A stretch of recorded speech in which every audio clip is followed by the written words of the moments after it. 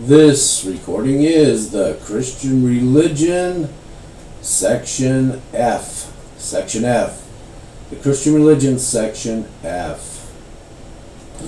Now, hopefully, with all the sections that came before this one, we have a handle on this is kind of the environment, or this is sort of the paradigm, or at least elements of the paradigm, that the Christ, Jesus Christ, that historical figure, Jesus Christ, and we're actually going to get deep off into this, and you're going to see that this is more than some guy. Anyway, was actually born into. Now, mind you, this is very important, mind you, this is the time of the Roman Empire. Caesar is already dead. Not his bloodline, but the people that came and were Caesars after him were in power, still doing empiring. They were all doing empiring. It was empiring time, so they were doing empiring. And they didn't stop doing empiring for a long, long time, especially at this time. This went on for hundreds of years longer. And as we are going to be talking about the Christian religion, you're going to see that eventually the Roman Empire is replaced by a certain branch called the Holy Roman Empire. And I'm going to make a few points about the Holy Roman Empire and what they were doing also, because they were eventually they took control over the kingdoms of Europe and affected Europe mightily. As a matter of fact, that's kind of what led to America, but they affected Europe mightily. So please do keep that in mind. But right now we're talking about, it's roughly the year zero, a little before the year zero, and this baby, Jesus Christ, was born. Now, we cannot talk about Jesus Christ, and mind you, I am not a Roman Catholic, and mind you, I'm not giving you a Catholic perspective. I'm giving you an earthling perspective. And the reason I'm saying all that is because I was raised as a Baptist, and this is something you don't do, but, you know, as I said, I no longer consider myself tied to organized religion, like I don't belong to any one church. But we're going to talk about Mary for a minute, because Mary had a very mystical, weird life, according to lots of things I've studied and read over the many years, decades actually. Mary had a very strange life, and Mary was the woman that the Christ was birthed from. So Mary's a very important figure, but not in a Catholic sense. So I'm not coming at you. That's why I'm making it clear. Hey, I'm not coming at this from the Catholic perspective. We must venerate Mother Mary because Mother Mary is the holiest and most sanctified and blah blah blah blah blah blah blah blah blah blah blah blah blah, and all of that Catholic stuff. Okay, I'm not doing that, but I am saying this. Hey, as far as humans go, it's not every human. Not every single human, especially single human woman, gets to participate in such a thing that changed the earth so much as this event that we're talking about now. That's not every human. So this was a very special human. And when you take into consideration another very important part, and that is, okay, well, you know, these weirdo prophet guys that were like shamans running around in that land of Israel, in the land that they took over eventually, were making all of these weird prophecies and doing all their weird stuff and saying, okay, well, here's how you'll know when this being, and they're talking about the Messiah, or the Messiah to come or whatever. Here's how you'll know when this being actually shows up on this planet, because they'll be tied to this and tied to this, and they'll have this, and this is the bloodline, and blah, blah, blah, and they'll be tied to King David, and this will happen, and that'll happen, and this will be like this, and that'll be like this. And all of those things actually are part of the Christ being born on earth. And Mary was a big part of it. Mary was a huge part of it. So we can't take like a Baptist opinion and say, It doesn't matter in the slightest. Who cares? No, no, no. We're not going to take that opinion. We're going to take the human living on Earth, living on planet Earth, tied to the planet, and the planet is tied to us. We're going to take that opinion. And we're going to look at Mary and we're going to say, you know what? It was kind of an unusual life she was having. Because here she was being used to bring this thing into the planet Earth. Because this was not some normal, regular old guy. It just wasn't some normal, regular old guy. I mean, just the fact that this guy was born, look at how much stuff it changes. I'm going to let history speak to that. So all of you people that hate Christianity, or all you people that are just going to scoff me, oh my God, you're talking about Christ, run for your lives. Oh, not Christ, run for your lives. All you people, you know, you can just stop freaking out, because we're just talking about, hey, this is the weird stuff that goes on this planet Earth.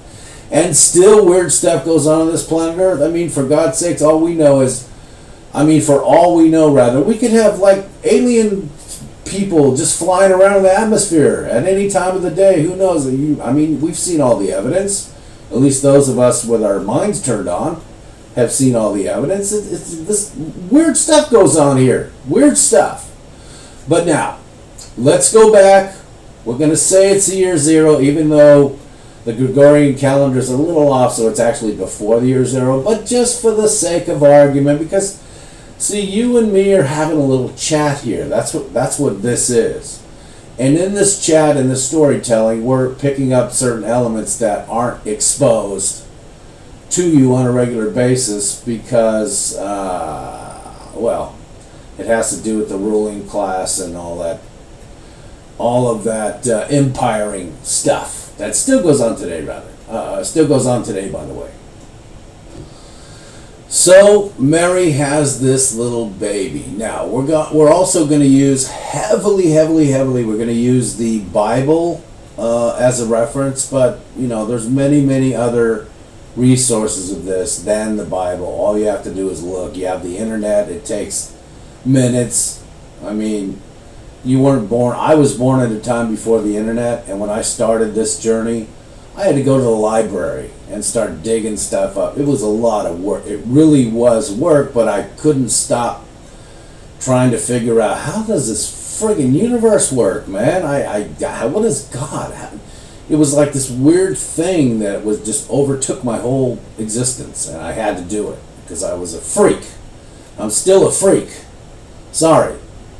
But you're benefiting from my freakness, so anyway, so keep listening. So we're going to look at Mary a little bit. Now, what I'm going to tell you is the many different things I read. This is extra biblical. So when I point out dates and stuff like that, please, if you're all churched up and you're one of the church people, don't freak out, okay? This is just me giving my version from what I have seen and what I have read and what I have studied.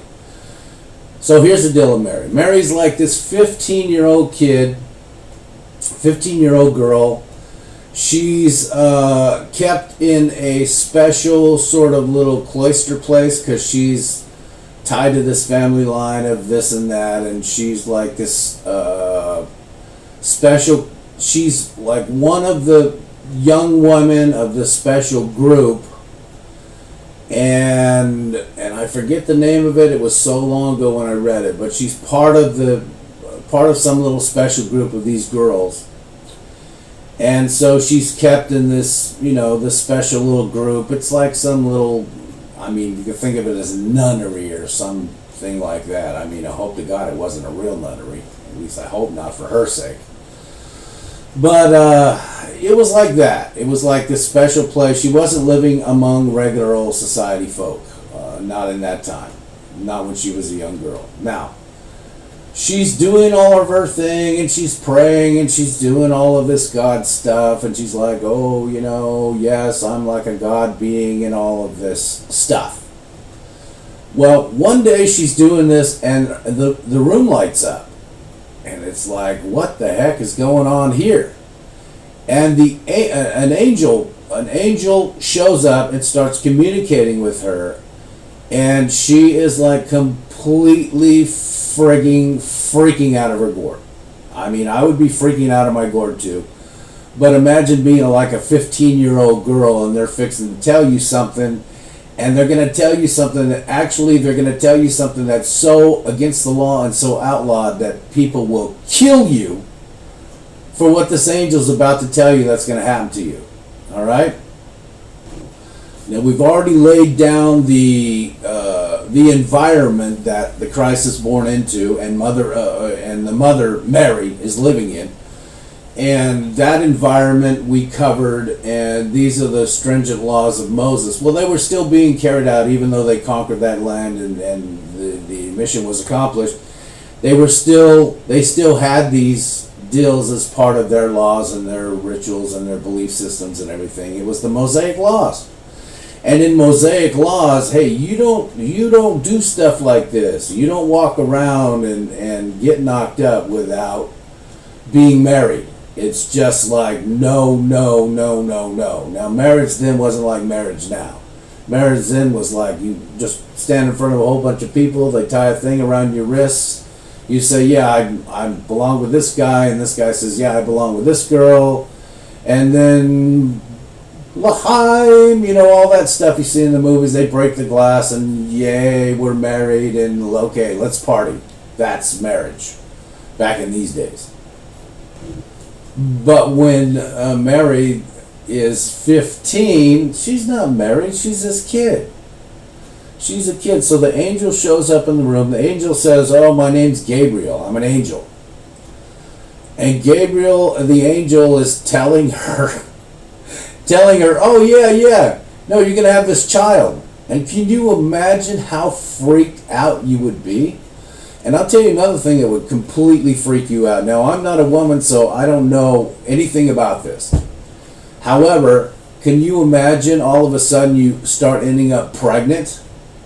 And you're like, what's going on? What's going on? Now, what actually happened in the room? What actually happened when the room lit up and Gabriel's in there? I don't know. But somehow, some way, she got inseminated.